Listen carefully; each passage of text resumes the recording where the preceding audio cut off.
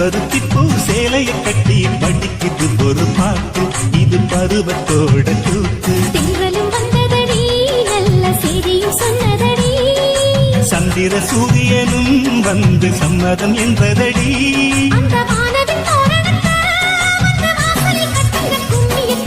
செம்பருத்திப்பூ சேலைய கட்டி படிக்குது ஒரு பாட்டு, இது பருவத்தோட கூத்து.